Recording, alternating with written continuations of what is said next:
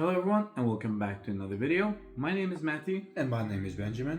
and in today's video, first and foremost, I just want to say that we have been doing this in much over a month now, right? Yeah. Consecutive videos. Pretty consistently. Yes, and just like we said, we're gonna continue to do this video unfolding everything we're doing. So we're really happy and actually it feels good to be back. Feels like we're warm in our shoes now.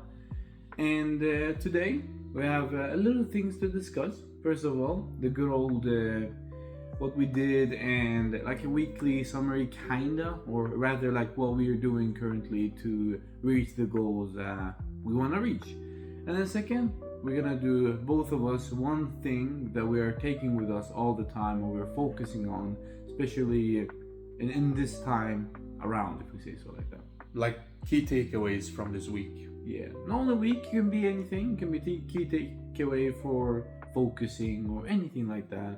And we have both something in mind and it's gonna be really enjoyable, so make sure you watch till the end. Let's just start with I actually finished the course finally. 18 hours of just watching. It was technically much more than 18 hours because it was a lot of writing, a lot of notes taking, and it was really meaty. It was a lot of information and I absolutely loved the course. It was really good. And overall, after the course, what I realized is I was looking at past documents and past things that we did for SMMA and everything like that. I just saw everything and I just saw how messy it was. It was so messy, and I couldn't get my grip on what was what, because I watched the email templates and I saw the template and I saw answer 1 and I saw follow up 1 and then the template 2, and it was just all over the place. So what I did instead was I focused on, let me create like a master plan, a place, a page that I can find everything. It will be a lot of documents, but every document will be placed in that one document. Every document will be like linked into that document. And it made me realize how amazingly efficient it is, and how like all the cluster in your head, you know, when you think, oh, where did I put this? Well, what was the name of this? And what did I put here? And is this the old one? Is this the new one? Is it the updated version? Is it not? Just make a single page or a new document and pull write outreach methods, or write email outreach, or write scripts, and just do scripts and objection handling and follow up, and do that every single thing. Do it in sections. It's very important here to do something, and when you do it, you have to have your mind clear at all times. You have to know, like, hey, if this thing comes up, whatever it is, I am ready. I'm ready for it because I know where to find it. And having this thought of I know where to find it is so important. I didn't even think about it, honestly. I was like, it's okay, yeah, I can put this here, I can put that. But now when I've actually done it, please, this is like a pro tip, whatever you want to call this, like an extra thing, please do it.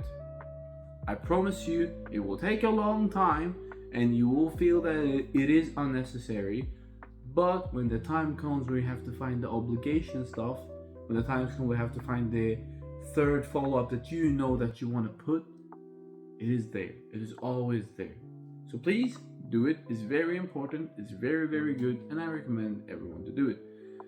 And other than that, I've been continuing on with it and perfecting as much as I can. And honestly, first of all, the course made a lot of differences to my thoughts, to my mind, and everything, that you have to do more quality and quantity, not just quantity, because the more I look at it, the more I saw that we did a lot of quantity and we hoped for the best. So the only thing we have to do now is to be more different, and I have a lot of ideas and my brother have a lot of ideas, so we're gonna put our genius minds together, or try to put our minds together and hope for the best. Anyways, I just do my good old habits, and it's very important to do your habits, do everything in your daily agenda as much as you can, follow it to the very Very last step. Even I mean, for me, it's really difficult sometimes because you get sidetracked. You watch your hobbies and you forget about time. But try your best. Do your best to remind yourself. It's in the end the mind game. It's in the end you yourself that does everything and no one else. So please, this is for you and you alone. You have to do it. So when it comes to my part, what I've been doing this week is I've been continuing watching the course. There was quite a big assignment, a big, part of the course where I had to write a lot. So I did that, and now the course is flowing much, much faster, so that's very nice. And some things about what I've been watching is that many of the people that you see in social media, you see very nice, like the amazing life they're living online, and you also want to get to it, is that the people aren't really geniuses.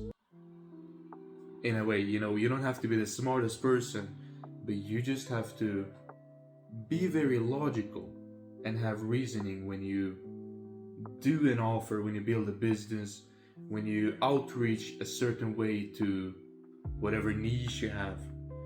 It's that you have to think, what do the market want me to offer them? It's very simple, and you have to be confident in delivering it. You have to know how to talk, when to talk, and especially when selling, silence is a very, very important part. Because when speaking, like if I was a prospect on a sales call, or if I wanted to buy a car, I wouldn't want the salesperson to just keep yapping without me having a moment of thought or a moment of silence, or maybe just a question that I've had for a while, but the person just keeps yapping. So it's all about knowing when to speak, what to do, and it's not really that hard if you just put your mind into it. And now to the last bit, our key takeaways. Well, my key takeaway is something that I watched, actually not in the whole 18-hour course, not in like everyday life. I actually stumbled across it on YouTube. It was a 3 minutes video. I don't even know how I just thought about it. When I saw it, I was like, damn. Like, god damn. It is something very simple. And it's not like something like wow. But in my head I was like, damn, this dude is spitting facts. And that is, you cannot stuff your brain with information. You cannot stuff your brain with information. Now that sounds very reasonable, that sounds very, very normal. But when it comes to business, everyone's like, I'm gonna watch this course, I'm gonna take notes of this, and I'm gonna take notes of that, and I'm gonna do this, and I'm gonna do that. And it all's like, it doesn't make sense. It doesn't make sense because you put in so much information in your head that your mind cannot process it, and your mind. That's why when I watched, especially after I watched this 18-hour video, I was like, damn, he's so because he had like a point, because I had so many things to do. I didn't even know what to do. I didn't even know how to properly, because it was so much information. It's good to having that much information. But he said one thing. He said like, imagine you go out and you eat like an all you can eat buffet, and then you can't eat 40,000 calories. You can't do that. Even though if you want to, you can't do that. And then after you eat a lot of calories, you have to like walk and burn it for the calories to be used. It has to be used in some way, because you can't like unused calories, I guess, if you know what I mean. And it's the same principle in business.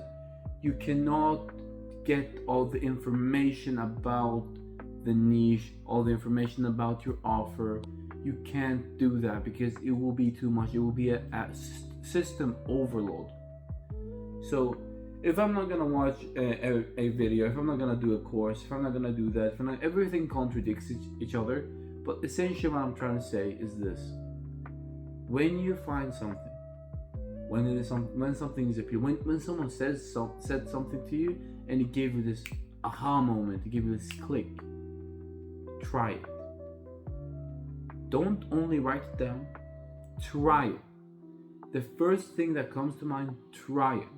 If they give you if someone gives you a specific advice and you think it's good, try it.